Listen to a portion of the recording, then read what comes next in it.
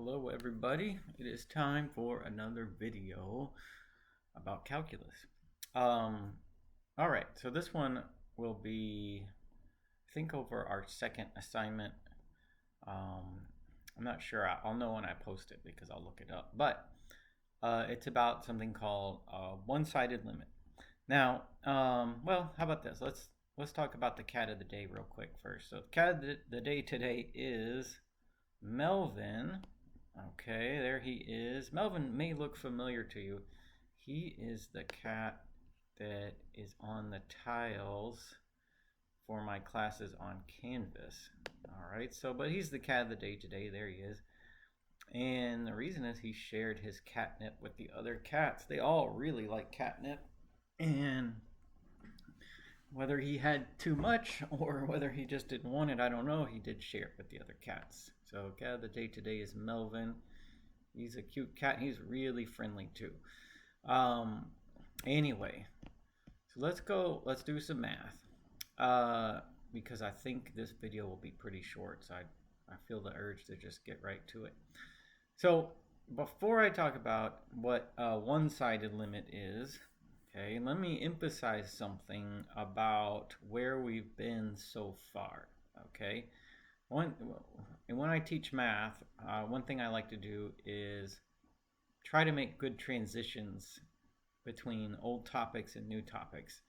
And so that will be, it will mean that I'll have to include some review as I go into new material. So before we talk about one-sided limits, I emphasize that ordinary limits, the kinds that we've been talking about so far, are two-sided. So for example, if I have the question to solve, it says the limit as x approaches 1 of e to the power x minus 1, then that subtract 1 all divided by x minus 1. Then what that means is as x approaches 1 from either side. So like you might think of it like this, that like over here we're approaching 1 from the left or from below, and then over here we're approaching 1 from the right or from above. Okay, so it's like both sides of the number. There's the number 1, and then numbers like 0.9 and so on are on one side, and numbers like 1.001 and so on are on the other side. So ordinary limits are two-sided. And then like from there, we're just trying to see if there's some kind of pattern. So what happens if x becomes closer to 1 from both sides? Is there some pattern? What happens to the result of this formula if that occurs? And we can see that, yeah, if the x gets closer to 1, then that pushes the y closer and closer and closer to 1 from both sides, okay? All right, so ordinarily limits are two-sided.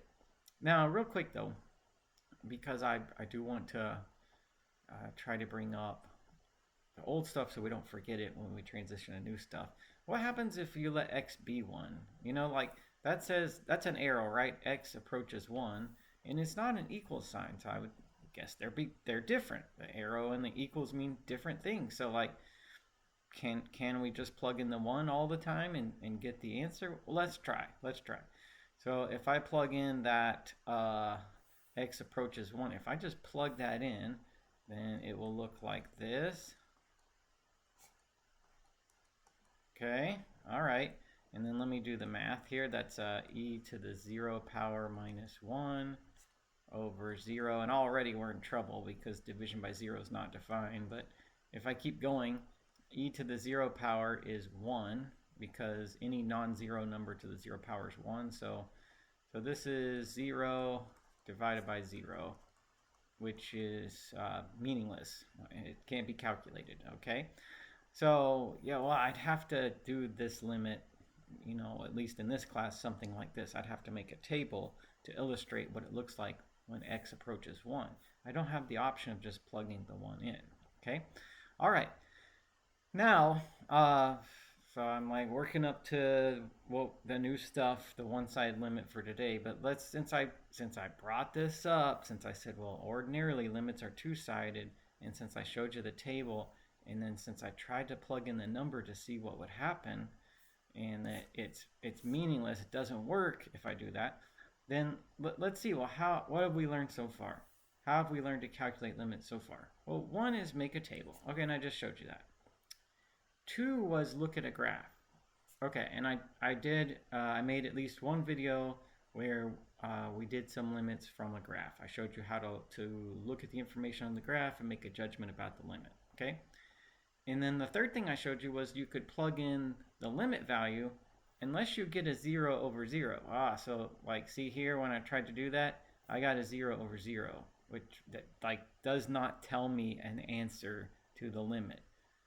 Okay, I mean plugging in the 1 gave me this, doesn't really tell me that in fact, well, if x can't be 1, but if the x gets progressively closer to 1, there is a resulting effect and pattern.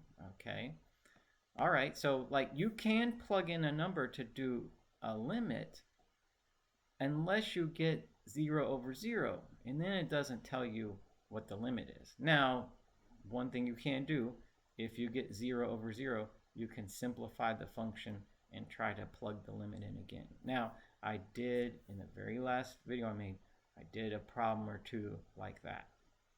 Okay, now this one, like that one is not easy at all to simplify. So of all these methods, the only ways that we could solve it are to make a table, or if we could see the graph somehow, do it that way. Okay, this plugging in is not an option. Simplifying the function was a matter of factoring it and canceling and reducing it that way. Okay, all right, so that's what we've seen so far. Let's look at a one-sided limit. Now, here's what one-sided limits look like. So this one I would read as the limit as x approaches 2 from the right. Okay, and we say from the right because we're looking at it as if the numbers are on the number line, and the number line is horizontal and there's left and right. Okay, so on the number line, hold on a second. Oops. On the number line, like say if we had the number 2, then on the right are numbers such as 2.1 or so 2, 3, 4, so on. And on the left are numbers like 1.9 or 1 or 0 and so on. So when I say x approaches 2 and I put a plus sign for a superscript like that, then that means from the right. Okay, it doesn't mean positive, it means from the right. Now, so this is the same concept as our limit up here. We're going to approach the number on a very small, a microscopic scale with many decimal places and so on. Something like this. All my tables look a lot like this one. And that's the kind of table that you would try to use too. So it's like that, but it's just the right-hand side. So that would be numbers like 2.1, 2.01, 2.001, 2.0001, and so on. That is what it looks like to approach 2 from the right. And so there are my x's. I plug them into this function, this formula, and there are the y's. Now sometimes it's real easy to see what the pattern is, and sometimes it's not in the table. You can always put another 0 in this number and go a little closer to 2 if you want. But what's happening here is that those numbers are approaching 0. Okay.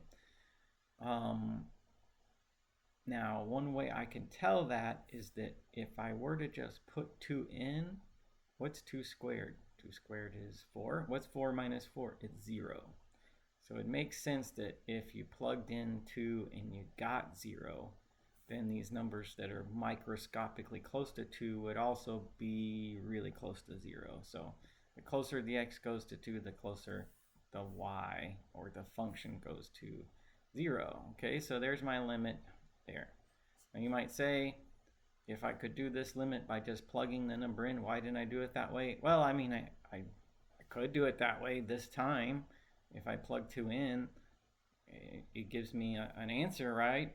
All right, and I said, well, if I plug 2 in and it gives me 0, I would think on this table, the closer the numbers were to 2, the closer the answer would be to 0. But if I did it that way, I wouldn't be able to show you the table, and I wouldn't be able to show you what x goes to 2 from the right means. Okay, so that's why I did it that way. But let's talk about why we would do a limit from just one side. So let's look at this question. Why from the right? Why not from the left? Why not from both sides? Okay, well, to see why in this case we would do that, let's try a number that's not from the right and see what happens. Okay, like, so I could choose a number from the left, like, I don't know, 1.9 or so. Let's try it.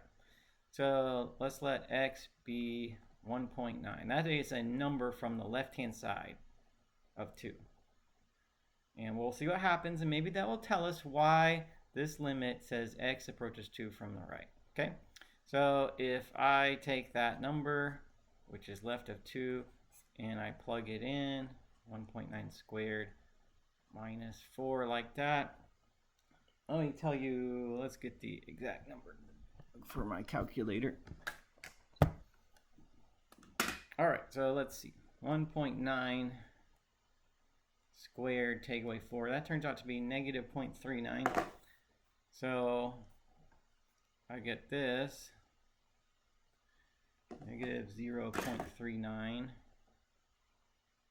And that's the square root of a negative number, which is, it's at least not a real number. There are such things as imaginary numbers, square roots of negatives, and so on, but this is not something that can be calculated ordinarily, and it's not the kind of number that we ordinarily deal with. Okay, so yeah, oh, that's why. That's the reason. That's the reason the limit was from the right. It turns out in this function, if you plug in numbers that are just to the left of 2, then they don't work in the function. You can plug them in, but they don't give you answers. Okay? The whole point of functions is that you plug a number in and you get another one back out. And there may be some kind of pattern in all of those numbers. Okay? But if you plug something in and you don't get an answer, then we have nothing to look at, nothing to do. All right, so that's why we do it that way. Okay, so that's how to understand one-sided limits in the context of having already seen some problems with limits. So if I have a plus sign like that, that will be a limit from the right. And if I was doing another problem and it looked like this, say that superscript was a minus instead, then that would be from the left. Okay, but in my next video I'll be looking at some more one-sided limits, so we'll see additional problems after this. All right, so that does not mean positive and that does not mean negative. It means from the right, from the left, but other than that, it's the same idea as the other limit problems we saw before.